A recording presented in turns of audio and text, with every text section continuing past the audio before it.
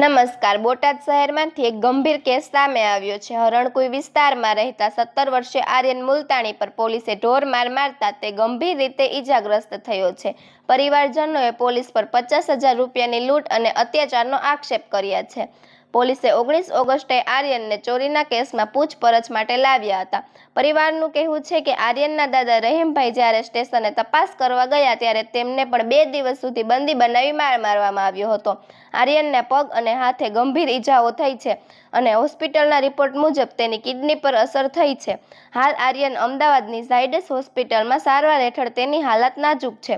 પરિવારજનોએ આરોપી પોલીસ કર્મચારીઓ સામે કડક કાર્યવાહી અને સસ્પેન્સની માંગ ઉઠાવી છે.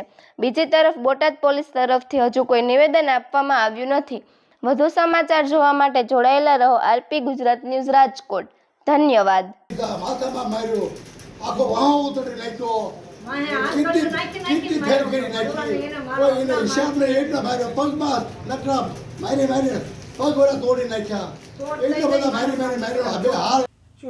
મારું નામ રહીમભાઈ હુસેનભાઈ મુલતાની. આ ગામ આપણે બોટાદ હણકુઈ વિસ્તારમાં. ઘટનામાં આ ચોરી બાબતમાં છે. ચોરી બાબતમાં અમારા દીકરાને લઈ ગયા. દીકરાને અહીંયા લાવ્યા અને આવીને ત્યારે 50,000 રૂપિયા મારા દીકરાનું નામ છે આર્યનભાઈ અલ્તાફભાઈ મુલતાની. આ દીકરાનો દીકરો છે, એની ઉંમર છે 17.5 વર્ષ. આ પોલીસ વાળા લઈ ગયા છે, અજયભાઈ અને એક આવડા જાની ભાઈ એવડા 2 થઈને ઉપાડી ગયા.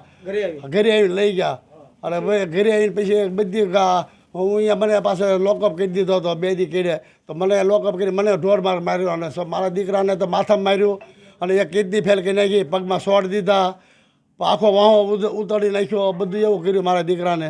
અત્યારે આર્યન છે અમારે અમદાવાદ હોસ્પિટલમાં છે. એની હાલત બહુ ખરાબ છે અત્યારે.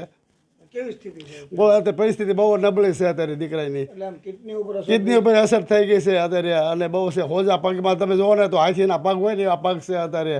વાતો કરે તો પરાઈને બોલે છે અત્યારે એવું છે બધું. આ બાબતમાં તમે ક્યાં રજૂઆતો કરી? અમે રજૂઆતો ક્યાંય નથી કરી. આવી રીતે રજૂઆતમાં ક્યાં કરવા જાવ? અમારે મને પાછળ ગાડી આવી પોલીસ વાળા આવીને અમને ઉપાડી ગયા. આવી રીતે અમને કોઈ ખબર જ નથી આ બાબતમાં કે શું છે શું ને ઘટના શું બની છે કાંઈ. પોલીસ તમારા ઘરે આવી હતી પણ કાંઈ જગ્યાએ પૈસા પણ તમારી પાસે અમારી રિકવરીમાં 50,000 રૂપિયા લઈ ગયા અમારી પાસેથી. ઘરેથી અમારી પાસે હતા નહીં પૈસા. બુટા પેન્શનની આવ્યા હતા ને એને છોકરાએ ગાડી વેચી હતી એના અને નાની છોડીને બાળસુરા કેન્દ્રમાં આવતા હતા ને એ પૈસા પડ્યા હતા. અમારી પાસે કોઈ બીજો પૈસો નહોતો. તરત કીધું કે આ પૈસા તમે આપી દો એમ કરી ચોરીના છે એમ કરી લઈ ગયા.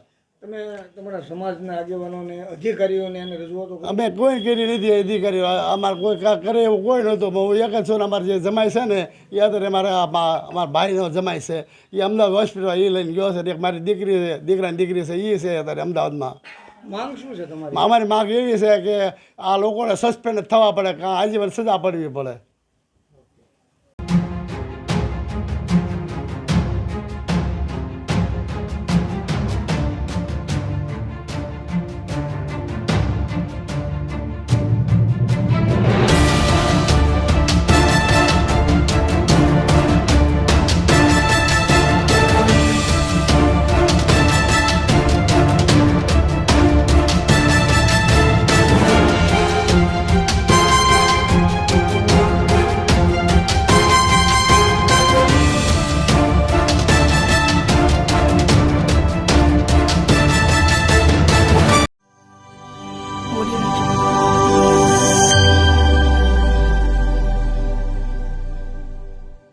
Audio